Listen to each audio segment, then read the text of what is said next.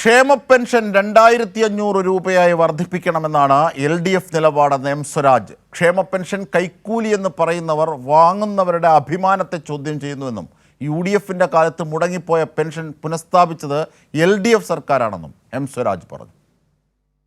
ഒരു 2500 രൂപയെങ്കിലുമായി ഈ ക്ഷേമ പെൻഷൻ വർദ്ധിപ്പിക്കണം എന്നതാണ് ഞങ്ങളുടെ നിലപാട്. നിർഭാഗ്യവശാൽ മറ്റു ചിലർക്ക് ആ നിലപാടില്ല. അവരിതിനെ എതിർക്കുന്നു. ഈ ഒരു ഘട്ടത്തിൽ അതൊരു കൈക്കൂലിയാണെന്ന് പറഞ്ഞാൽ ഈ വാങ്ങുന്ന ആളുകളുടെ അഭിമാനത്തെ ചോദ്യം ചെയ്യലാണ്. സാധാരണക്കാരായ മനുഷ്യരുടെ ജീവിതത്തിൽ ഒരു ആശ്വാസ നടപടി സർക്കാർ സ്വീകരിക്കുമ്പോൾ അതിനെ ഇങ്ങനെ അവഹേളിക്കാൻ പാടില്ലാത്തതാണ്. ഇത് മുടങ്ങിപ്പോയതായിരുന്നല്ലോ, UDFന്റെ കാലത്ത് മുടങ്ങിപ്പോയതായിരുന്നല്ലോ. അത് വീണ്ടും പുനഃസ്ഥാപിച്ച് അത് കുടിശ്ശിക തീർത്ത് വർദ്ധിപ്പിച്ചു കൊടുക്കാൻ ഞങ്ങളെ പ്രേരിപ്പിക്കുന്നത് ഈ മനുഷ്യപക്ഷ നിലപാടാണ്. വന്യജീവി നിയമം പൊളിച്ചെഴുതണമെന്നും എം സ്വരാജ് ആവശ്യപ്പെട്ടു. ഇപ്പോൾ അതിൻ്റെ ഉത്തരവാദിത്വം രാജ്യം ഭരിക്കുന്നവർക്കാണ്. മലയോര കർഷകരുടെ ജീവനും സ്വത്തിനും സംരക്ഷണം നൽകണം. വന്യജീവി ആക്രമണം തടയാൻ സംസ്ഥാനം നൽകിയ നിർദ്ദേശങ്ങൾക്ക് കേന്ദ്രം അംഗീകാരം നൽകണമെന്നും എം സ്വരാജ് ആവശ്യപ്പെട്ടു. നിർഭാഗ്യവശാൽ 972 വന്യജീവി സംരക്ഷണ നിയമം മലയോര കർഷകരുടെ സ്വത്തിനും ജീവനും സംരക്ഷണം കൊടുക്കുന്ന കാര്യത്തിൽ പരിഗണന കൊടുക്കുന്ന ഒരു നിയമമല്ല. അതിപ്പോൾ എല്ലാവരും ചൂണ്ടിക്കാണിക്കുന്നുണ്ട്. അപ്പോൾ മലയോര ജനത പലയിടത്തും ഇപ്പോൾ കൃഷി ഉപേക്ഷിച്ചാലോ എന്ന ചിന്തയിലാണ്. അവിടം ഉപേക്ഷിച്ച ഭൂമിയും സ്വത്തും ഉപേക്ഷിച്ച് രക്ഷപ്പെട്ടാലോ എന്ന ചിന്തയിലാണ്. അത് വളരെ ആശങ്കാജനകമായിട്ടുള്ളൊരു സാഹചര്യമാണ് വന്നിട്ടുള്ളത്. അപ്പോൾ വന്യജീവി സംരക്ഷണ നിയമം പൊളിച്ചെഴുതണം എന്നതാണ് ആവശ്യം. ഇപ്പോൾ അതിൻ്റെ ഉത്തരവാദിത്വം ഭരിക്കുന്നവർക്കാണ്. രാജ്യം ഭരിക്കുന്നവർ വന്യജീവി സംരക്ഷണ നിയമം പൊളിച്ചെഴുതണം. ഇതിൻ്റെ കൂടുതൽ വിവരങ്ങളുമായി PV കുട്ടൻ ഞങ്ങളുടെ പ്രതിനിധി ചേരുകയാണ്. PV കുട്ടൻ, ഒരറ്റത്ത് ക്ഷേമ പെൻഷൻ വാങ്ങുന്നവർ കൈക്കൂലി വാങ്ങുന്നു എന്ന് UDF ആരോപിക്കുന്നു, പ്രമുഖ കോൺഗ്രസ് നേതാക്കൾ ആരോപിക്കുന്നു, അവരതിനെ പിന്തുണയ്ക്കുന്നു, അത് തുടരുന്നു. ഇവിടെ ഇതാ എം സ്വരാജ് പറയുന്നു 1600 നിന്നും 2500 രൂപയാക്കണമെന്നാണ് സംസ്ഥാന സർക്കാരിൻ്റെ ലക്ഷ്യമെന്ന്.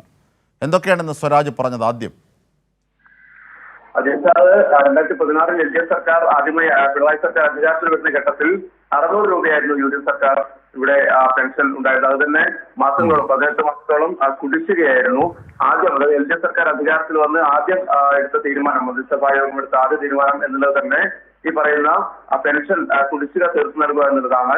അതോടൊപ്പം തന്നെ പടിപടിയായി 600 രൂപ ഉണ്ടായിരുന്ന പെൻഷൻ ഇപ്പോൾ 1600 രൂപയാക്കി, അത് 2500 രൂപയാക്കി വീണ്ടും ഉയർത്തണമെന്നുള്ള LDFന്റെ പ്രഖ്യാപിത നിലപാടാണ് എം സ്വരാജ് ഇന്ന് മാധ്യമങ്ങളോട് പങ്കുവച്ചത്. ഈ പെൻഷൻ എന്നുള്ളത് കൈക്കൂലിയാണ് എന്നൊക്കെ പറയുന്നത് ഈ പെൻഷൻ വാങ്ങുന്നതിനെ അപമാനിക്കലാണ്. അത്തരമൊരു പ്രസ്താവന ഒരു കാരണവശാലും നടത്താൻ പാടില്ലായിരുന്നു. കാരണം സാധാരണക്കാരായ മനുഷ്യരുടെ ക്ഷേമം എന്ന ഒറ്റ ലക്ഷ്യം മുൻനിർത്തിക്കൊണ്ടാണ് LDF സർക്കാർ ഇത്തരത്തിലൊരു പെൻഷൻ നൽകുന്നത്. അപ്പോൾ അതിനെ അപമാനിക്കുന്ന തരത്തിലുള്ള പ്രസ്താവന എന്ന് പറയുന്നത് ഈ പെൻഷൻ വാങ്ങുന്നവരെ അപമാനിക്കലാണെന്നും എം സ്വരാജ് പറഞ്ഞു. അതോടൊപ്പം തന്നെ എം സ്വരാജിന്റെ പര്യടനം ഇപ്പോൾ നടന്നു വരികയാണ്. ഇപ്പോൾ പഞ്ചായത്തിന്റെ തീർച്ചയായും അതുപോലെ തന്നെ എം സ്വരാജ് പറഞ്ഞതിലെ പ്രധാനപ്പെട്ട മറ്റൊരു വശം വന്യജീവി മനുഷ്യ സംഘർഷ ലഘൂകരണ നടപടികൾ അത് ഊർജിതപ്പെടുത്താൻ കേന്ദ്രത്തിന്റെ അടിയന്തര ഇടപെടൽ വേണം. മാത്രമല്ല സംസ്ഥാനം മുമ്പോട്ട് വെച്ച ആവശ്യങ്ങൾ അംഗീകരിക്കണം. കാരണം മലയോര ജനതയുടെ ഏറ്റവും വലിയൊരു ആവശ്യമാണ്. ആ ഒരു പോരാട്ടത്തിലേക്ക് കൂടിയാണ് സ്വരാജ് തിരികൊളുത്തിയിരിക്കുന്നത്. അല്ലെങ്കിൽ നേരത്തെ തന്നെ തുടർന്നു വരുന്ന പോരാട്ടത്തെയാണ് കൂടുതൽ ശക്തമാക്കണമെന്ന് ആവശ്യപ്പെടുന്നത്, അല്ലേ? ഇതുമായി ബന്ധപ്പെട്ട മാധ്യമപ്രവർത്തകരുടെ ചോദ്യങ്ങൾക്കാണ്, ഇന്ന് പരിസ്ഥിതി ദിനവുമായി ബന്ധപ്പെട്ട ചോദ്യങ്ങൾക്കാണ് ഈ വന്യജീവി നിയമം പൊളിച്ചെഴുതണമെന്നുള്ള കാര്യങ്ങൾ എം സ്വരാജ് ആവശ്യപ്പെട്ടിരിക്കുന്നത്. ഈ വന്യജീവി നിയമവുമായി ബന്ധപ്പെട്ട തീരുമാനമെടുക്കേണ്ടത് രാജ്യം ഭരിക്കുന്ന കേന്ദ്ര സർക്കാരാണ്.